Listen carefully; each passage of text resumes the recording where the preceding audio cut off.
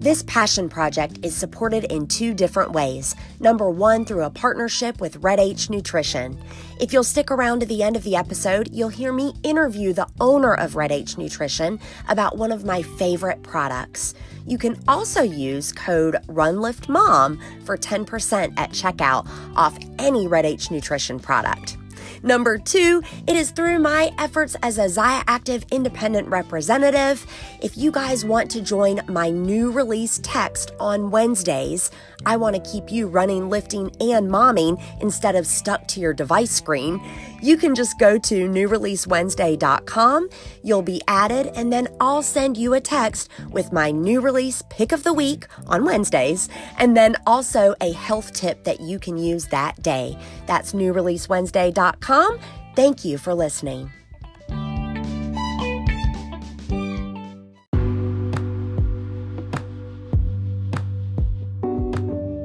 Welcome to the Run Lift Mom podcast, where we're talking about running, lifting, and momming, not necessarily in that order.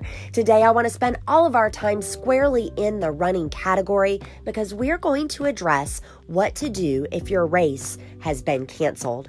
Many of you listening, many runners who are listening, have had a race either postponed or canceled in the last week or so, and I want to talk to you about what to do with that. I've brought some of the best running coaches I know to the table to discuss things like mindset and the psychology of what happens when you invest a ton of time and effort and you sacrifice for weeks and weeks and weeks, and then the event gets taken away. I want to also go over what to do with your training. Like, do you finish the cycle out? What is this reverse taper thing everybody keeps talking about? We're going to cover that as well. And also talk about what fall racing looks like, given that all the spring races are being canceled. This is a very tactical episode, and it will also help your mindset if you are a runner. This is not the first time races have been postponed or canceled. It's just the first time that everybody's race has been postponed or canceled at the same time. So, thank you to the many running coaches who participated in this episode. You're going to hear from each and every one of them. And without further ado, what to do when your race has been canceled, mastermind style.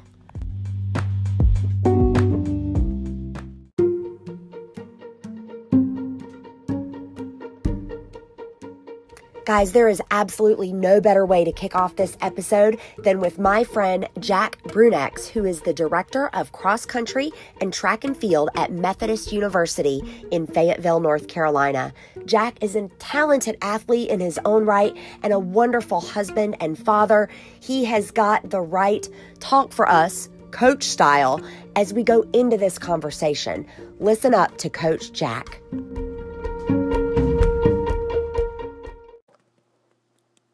I feel for all runners who have trained for 12 to 18 week blocks in preparation for a race that has now been taken away from them.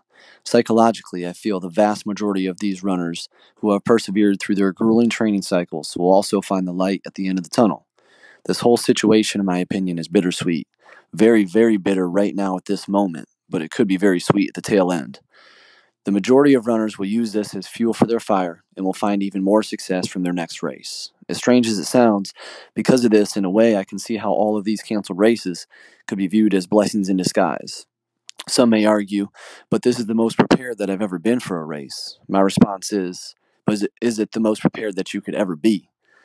At this moment, it may not be what they want to hear, but I truly feel we're capable of more than we give ourselves credit for. And sometimes, unfortunate incidents like this help us to dig deeper in the future to find out what our potential may be.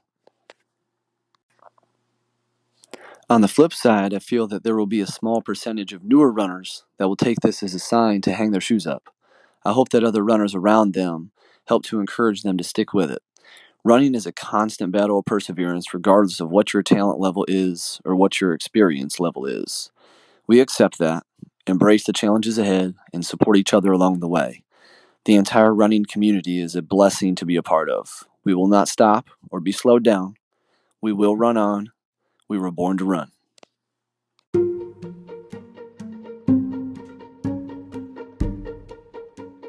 Liz DeLise is a RRCA certified running coach, and you guys, if I only had a minute for this show, I would probably just play her recording because she nails it inside of a minute. Listen as this running coach gives us the advice that we need and the positivity we're looking for.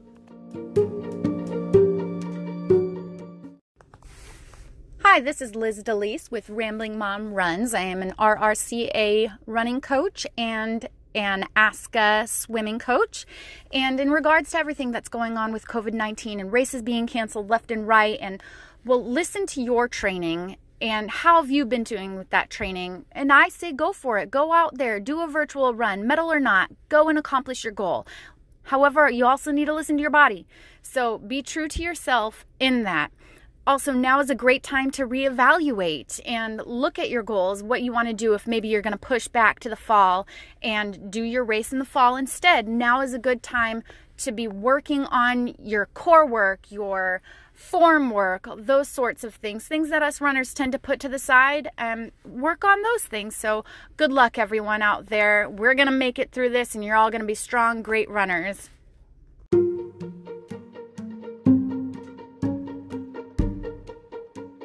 The next part of this episode is a roundtable discussion with myself and two other running coaches. You guys, I got the cream of the crop. Check this out. From Run Better Academy, I've got Dr. Matt DeBole. Dr. Matt is a physical therapist who is also a self-proclaimed total runner nerd. He's got a passion for helping people achieve their goals. He works with folks that are beginner. He works with folks that are elite. He works with the young, with the old, and he is a talented athlete in his own right. 5-time All-American from Georgetown University and 2008 Olympic Trials qualifier. Wow-wee.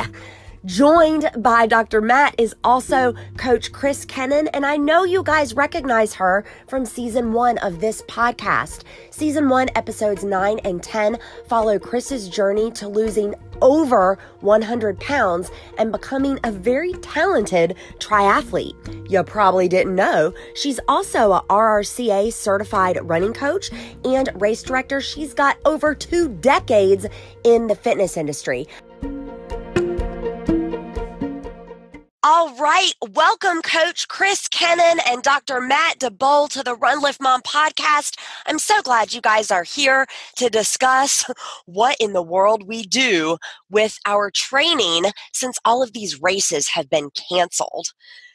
So, guys, yeah. Thanks for inviting us to join. Super excited. You guys, this is the dream team right here. I love it. This is what abundance mindset looks like among those serving the running community. Chris, girlfriend, tell us why people are disappointed or frustrated by these races being canceled. Oh, I can totally relate. So we work really hard. A lot of people, a lot of runners, when they're training for half marathons and marathons, I mean, it's hours and weeks and months of training for something, for a goal. If it's a first time or if it's a PR or if it's a distance, whatever it is, it's a lot of sacrifice from your personal and professional life being poured into these goals. And then right when you're ready to go and make sure it happens and everything's been tuned and lined up and it's canceled. And then you're like, okay, what's next? What am I supposed to do with all this training? I'm so upset. Like, now what? So I can totally understand that happened to me with my first half distance triathlon. I trained 10 months for it. Boom, canceled due to a hurricane. So I can completely empathize, sympathize. And the thing is you didn't waste your time. You didn't waste your efforts. And it's not for nothing. That's for sure. Can you speak to it as well, Dr. Matt? I think, Chris, it's so nice to hear from someone who has been there. Your first half Ironman was canceled due to a hurricane. Can't control the weather. So you've been there and you've come out on the other side. Dr. Matt, I know you coach a variety of runners from, beginners to Olympic hopefuls. You've been in this running thing for a while. Tell us, why are your athletes frustrated? Yeah, so it's a great question, and I think, Chris, you hit on it. There's that disappointment with oh my gosh, was this training all for naught? I cannot believe I've committed this many months to, achieving my goals. But, even in addition to those things, what's interesting is, especially when you get that notification your race is canceled and it's still months away, I think it kind of derails your whole running routine, your whole life routine. You think, oh my gosh, I've anchored this into my daily approach. Does that mean I have to give it up? Do I still need to stick with these workouts? The training groups that maybe you've joined to, have that kind of social interaction, is that going to go away? So I think when we consider why do you sign up for the race in the first place, it can certainly be for, one of those PRs or to definitely try something new and, tackle a new distance. But there's some other things that are around that, which might be related to, oh, I want to be a good example for my children. Oh, I want to make sure that I can travel the world and see new places, and all that goes away too. So I think it's an individual experience when these races are canceled. But I mean, I know collectively we are all hurting and trying to figure out, okay, where's my new compass? How do I get back on track?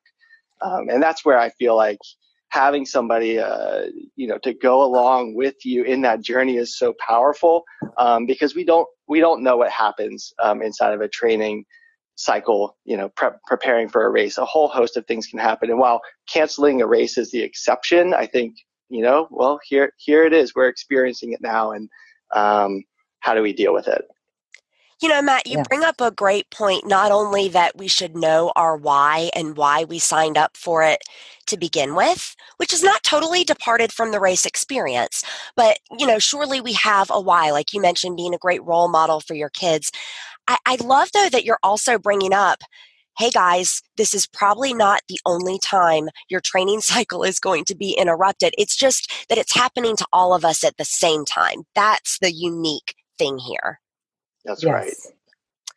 So Chris, I want to bounce back to you and ask, because you've been through this before, and now, of course, you are coaching your community through what everyone is experiencing. May I ask, how did you, or how can we make the most of our training effort? Let's get tactical. Like, what do you do once you've seen that it's been canceled? Do you keep training or what?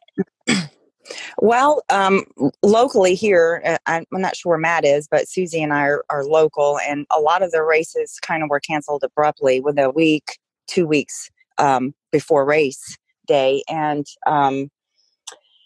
so you're already in your taper before the race. What I would recommend is not to just drop it and say, well, I'm done, it's over, but to continue your fitness. However, do it smart and safely.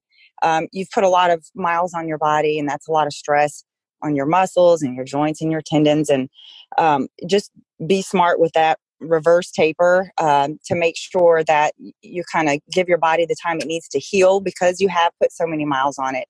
Now, if you're one of those people who have canceled races that are months out, that's a different story. You're probably not as far along.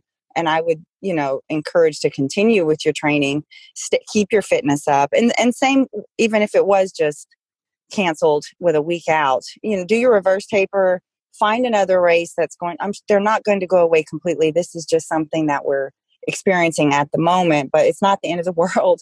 And fall, like you said, fall races will be coming up. And so you need to refocus and retarget and start backwards training and planning, so to speak, when that new date is. And that's when a coach comes in handy too, because if you're not experienced in what a reverse taper is like, it really can help with injury prevention and not have any more setbacks along the way. But just definitely, you stay focused, stay positive, stay motivated, readjust your goals, realign your fitness with those goals, and make sure that you stay positive and continue to keep that why in focus. I'm going to ask Dr. Matt if you will walk us through. So there are people listening, right, that are not exactly sure what a reverse taper is. And so I want to ask you to walk through that. I also want to ask you, I'm sure you've got some athletes that, for example, are training for like Boston. That was mid-April, but here we sit a month out. Like they're not at the peak of their training like maybe someone at the end of the month would be. So Dr. Matt, what's your advice to those folks? Is it okay if I keep calling you Dr. Matt? I'm just so excited to have a doctor of physical therapy on the show. I'm tooting my own horn every time I say your name.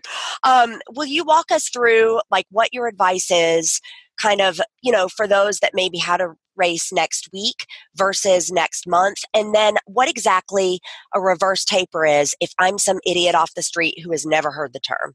Sure.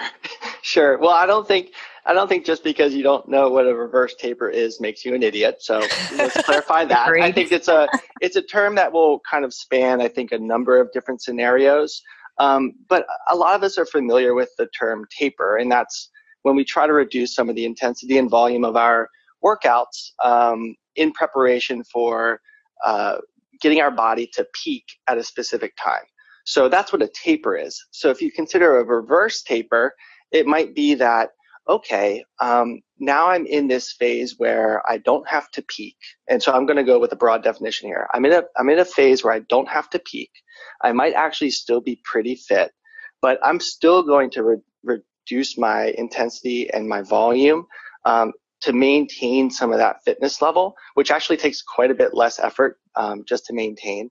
So you can think of it as I'm going to slowly either ramp down my intensity and volume over the coming weeks, like as a true reverse taper, or you can think of it as a reverse taper building back up slowly. And I think that's kind of the term that most people are using it for, is the build back up slowly after like a hard race or hard effort, because it typically follows after one of those, Herculean efforts in your main race, and you want to have a little bit of recovery time and then slowly rev back up into your normal training routine. So that would be kind of how we use it. But either way, I think it's a tool to use so that you don't go and do too much, injure yourself, or set yourself up for some sort of failure with injuries, illness, or mental burnout. Right. So what about and I can go athletes? into How about those athletes that are training? Like I use Boston as an example just because most people know that race, famously run in April, will be in 2020 for the first time run in September. So obviously these folks have a good bit of time between now and their, in theory, their next race effort. What are you saying to those folks? Yeah, absolutely. It's kind of a shock when you see that a race is canceled 7 weeks out.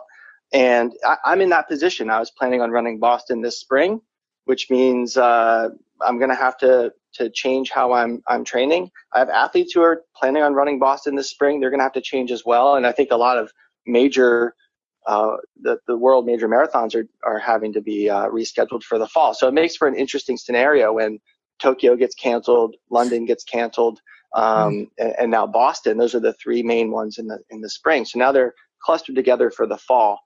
What's interesting is when we try to consider maybe the why behind even doing those races, and if they want to pursue it with the new proposed schedule date for September, we have to say, like, is it feasible?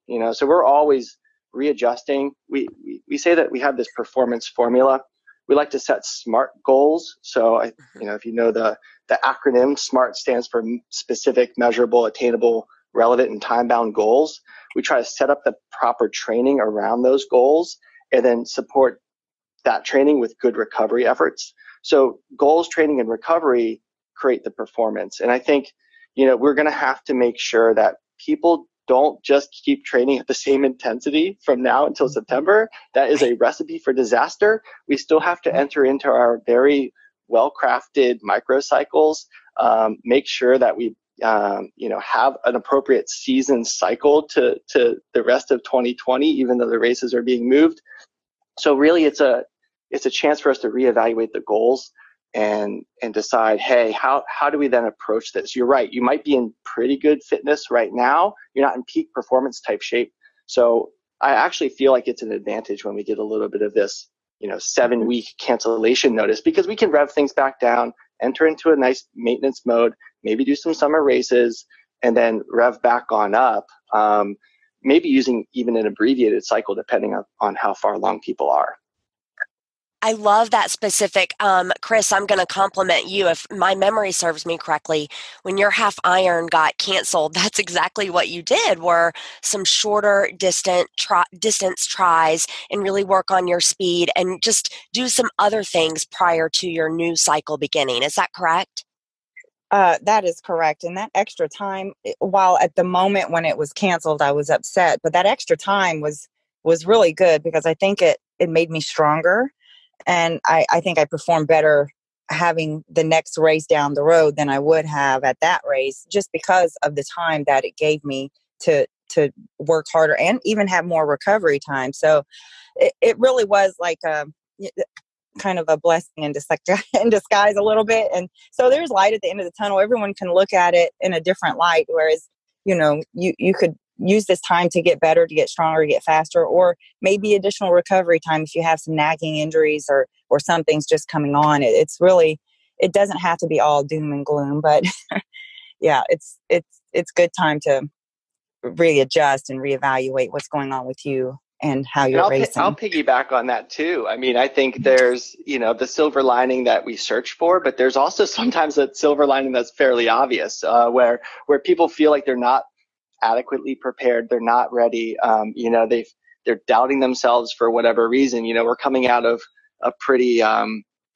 terrible flu and cold season from the winter. Sometimes that disrupts your training significantly, and you kind of say, oh, this is a godsend that the race was canceled. I don't have to go through with it. And so sometimes it's a little more obvious where we say this is actually a true blessing. We want to take this. It's a gift, and see it from a positive perspective. Yeah, that's right.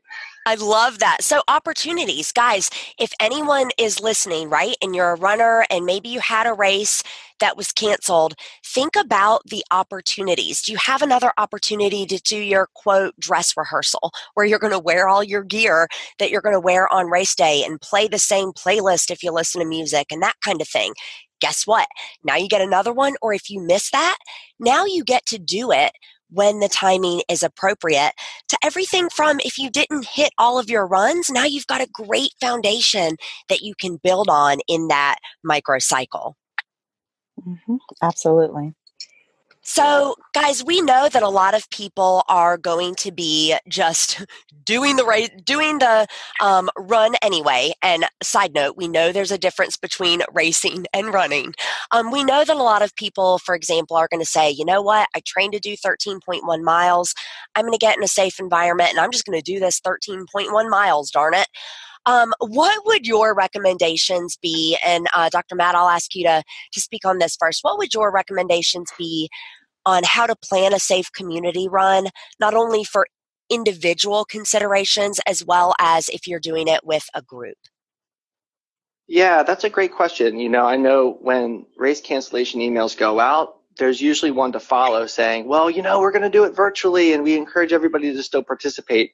And I think that's great because you still want to be connected into that kind of like social experience. Like I'm part of a big group, like we're all going to do this together. And I love that. And with the tech these days, I think there's also that opportunity to share. You can show your Strava route. You can prove that you did it with your GPS watch. All those great things still exist, and we don't lose out on that. But I think you also speak to a good point with safety. I think we need to be doing this safely. A lot of times during races, something like a half marathon or full marathon, there's a tremendous amount of coordination that goes into supporting the runners and having a safe experience. So that's road closures, that's aid stations, that's medical personnel. And so I would say that if you feel as though you're going to be compromising your safety, trying to participate in a virtual run, that the best and most prudent thing, the smartest thing to do is just to back off and hold off.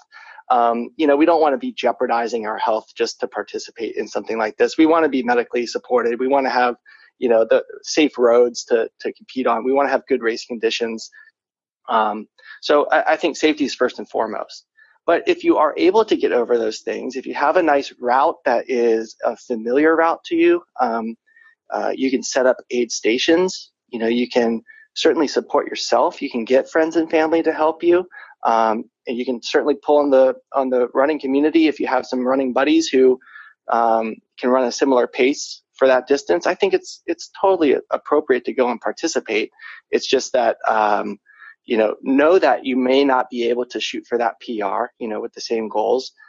You may not be able to control every aspect of that race course. You might have to stop at a stoplight or cross the road safely or wait for a train. I mean, all those things happen. So don't get too frustrated with that experience. Know why you're participating virtually. And, I think if you can lean on basically the strength of that running community, that social experience, and keep that picture in mind, not that you're going to go out and set a PR. You're going to have a much better experience at the end of the day. I could not agree more. You touched on everything that I would have spoke on with a community run, or even if you just run by yourself. Safety is obviously most important, but definitely just making sure that you reach the goal that you set for yourself and doing it safely, and then rewarding yourself for it, because social sharing is rewarding yourself. It's being proud of what you've completed and how you've done it. And I think it's a great idea to be able to go out, still do it virtually with a community or with a group, or to do it on your own. But safety, of course, is number one. I think you hit all the points perfectly. Yeah, I want to nerd out with you guys for a second. So we know that these majors are now going to be rescheduled into the fall.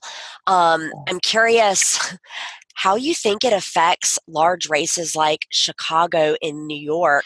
I mean, not for a runner like me, you guys, like I'm just whatever. I'm your average Jane runner. But how does it affect the competitive field for those fall races that are usually in the fall? Well, now they're all together. Now all of them are in the fall. And a lot of those competitors are using this. I mean, it's their profession. So now you have to pick and you have to choose, and they're all together competing against one another. I'm sure it's very strategic. I'm like you. I mean, I'm not even as fast as you, Susie, but I mean, I'm sure that they're all trying to gather their minds and around what's going on and try to be strategic now, which routes are the best, how to train for those routes, and who they're competing against. The competition is probably going to be a little more stiff. I can only imagine all the things that are going through. And then not only that, but the races themselves, they have the sponsors and the businesses that support them, and even the amateur runners like myself who fundraise or got into the lottery. Now you kind of have a bigger pool to select from, which can really be a damper on the business of the races a little bit. That's just it's going to be very interesting.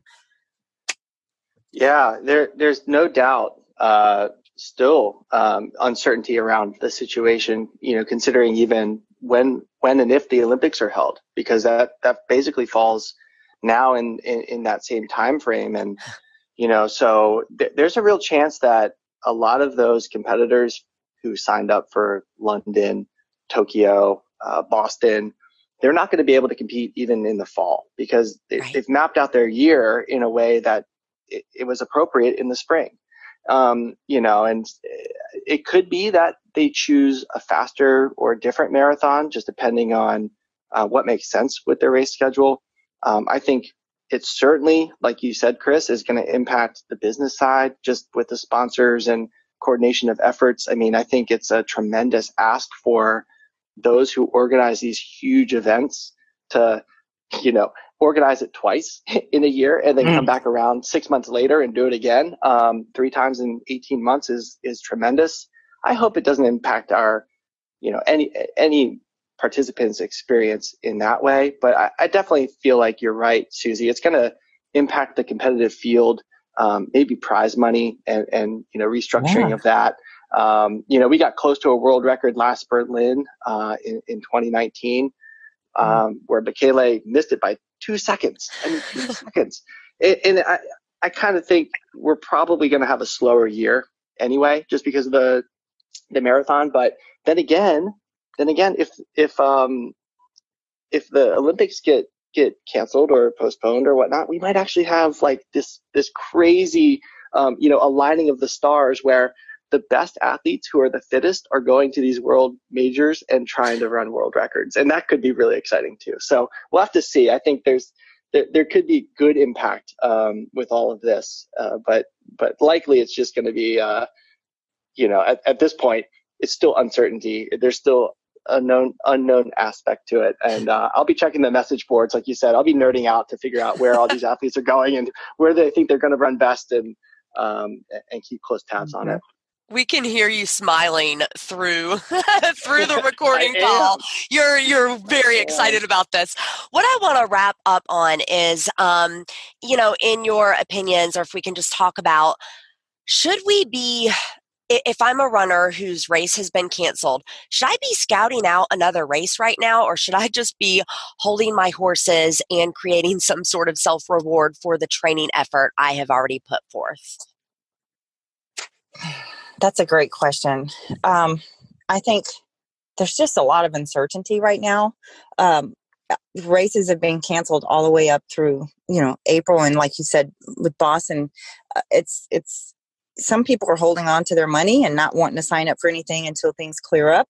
Some people are searching. It just depends on the person and individually.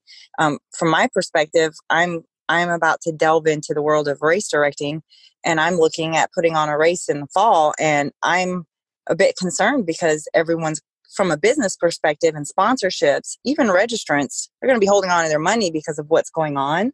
So I really just think it's individually. If you feel like this is going to be over in 30 days, you might be searching for that next race. If you're someone who's a little more concerned and think it's going to be lasting a little bit longer, you might be looking out into the fall. But from a runner perspective, I personally, I would hold on to what training I do have and start looking at a race in the early fall when they start happening, and then start planning toward that race. And like I said, backwards planning based on when that date is. But I think there's just so much right now going on. It's everything's kind of undetermined at the moment. Yeah.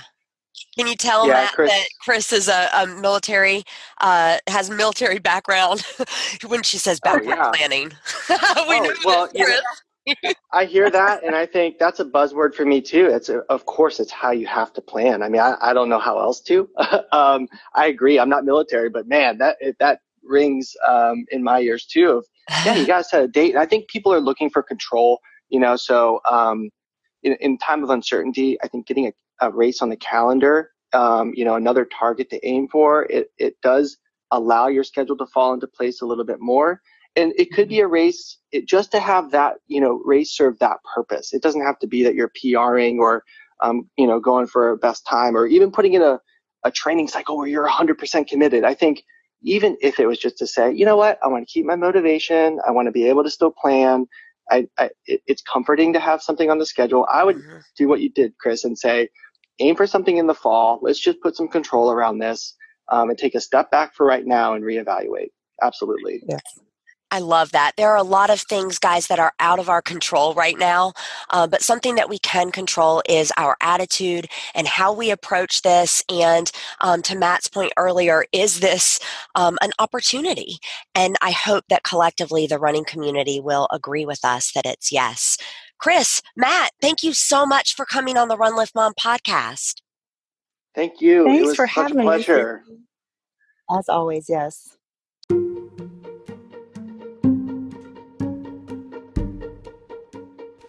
I've said it before, I will say it again. Valerie Hunt of Run RX is the gold standard running coach, especially when it comes to mechanics, form, and teaching running as a skill for injury-free running and movement. You guys, she's amazing, and you've heard her in Season 1, Episode 52.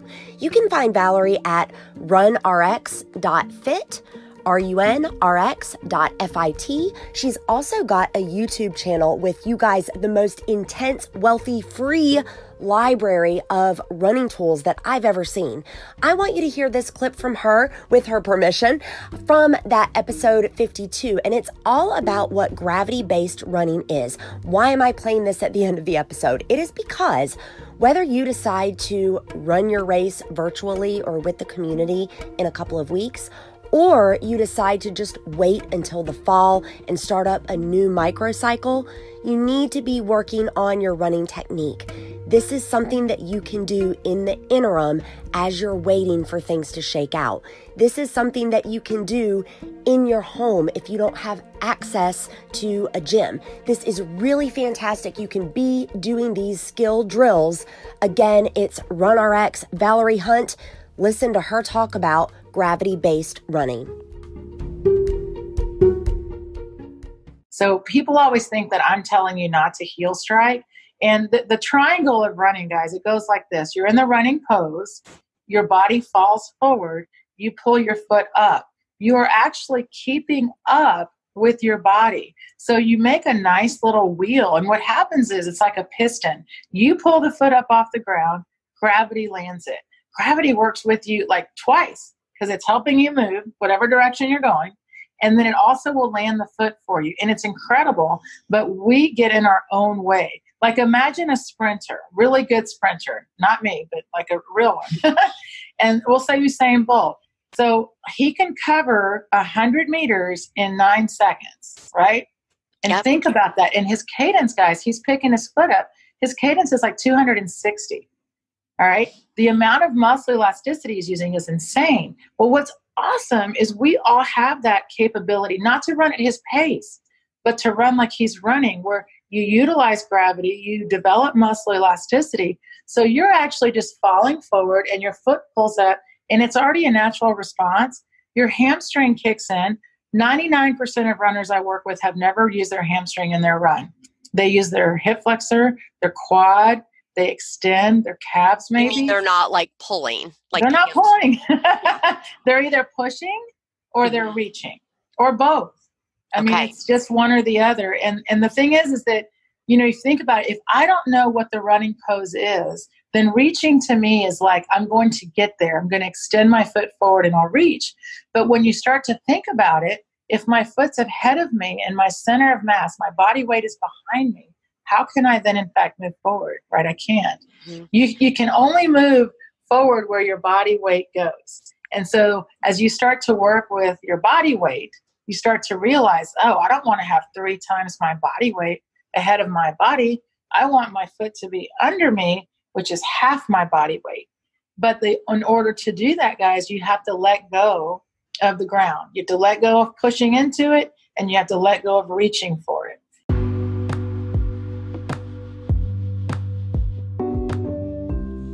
Thank you so much to all of the running coaches who contributed expertise and knowledge to this episode. You guys, this is an example of an abundance-based mindset and serving the community first. I appreciate you. I know this episode will be a blessing for those runners who are still trying to sort things out. We see you, we want to help you, and until I get into your earpiece again, remember, for while bodily training is of some value, godliness is of value in every way, as it holds promise for the present life and also for the life to come.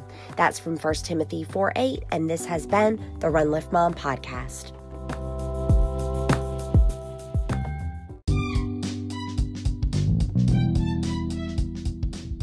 Do you guys like free stuff? I know you do.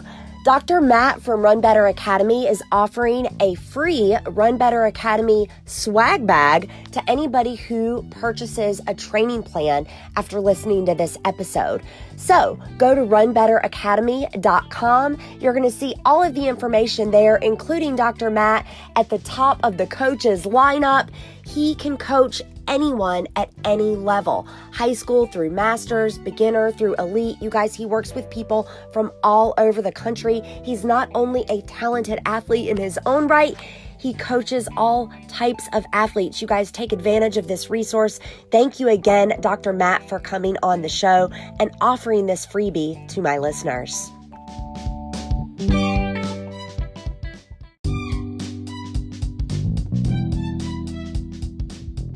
It's time for the Red H Nutrition product of the week. This week, it is Zen Rem. You guys, I've been a Red H Nutrition athlete since November of 2018, and I tried all the other things first. You know why? Because I didn't think I needed anything to help me with sleep optimization.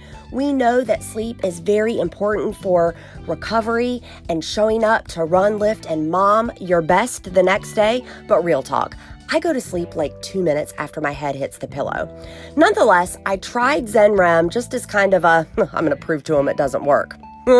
Back it up. 7 days later, I realized I wasn't achieving the deepest sleep that I could. I love this stuff.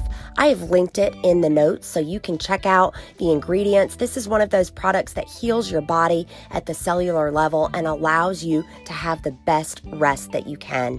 That's Zen Rem. Check it out in the show notes. Hey, Run Lift Mom listeners, you know I'm the mom of 4 kids under age 5, and therefore I am always looking for ways to work smart, not hard. Anchor is the smartest way to make a podcast. Let me tell you why. First of all, there are creation tools that allow you to record and edit your podcast right from your phone or computer, but Anchor will also distribute your podcast for you, so then it can be heard on places like Spotify, Apple Podcasts, and a whole lot more. You can make money from your podcast with no minimum listenership. It is quite literally everything you need all in one place. And y'all, it's free. So download the free Anchor app or go to anchor.fm to get started.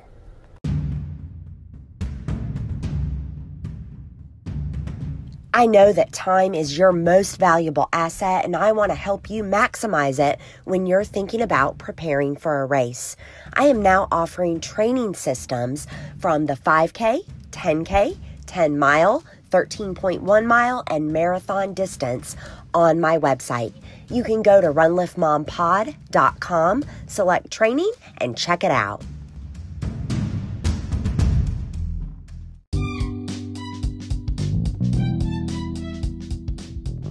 Thank you for listening to the Run Lift Mom podcast. This began as a passion project in February 2019, and now, you guys, it is legit my favorite thing to do each week. Record with the guests that come on Run Lift Mom, and then share their knowledge and expertise with you. I love this. I have done a lot of things right with this show. The thing that I've done wrong, I haven't asked you to rate, review, and subscribe enough. You guys, this is how other people find the show. So please do me a solid, rate, review, and subscribe. Thank you for being a listener of Run Lift Mom.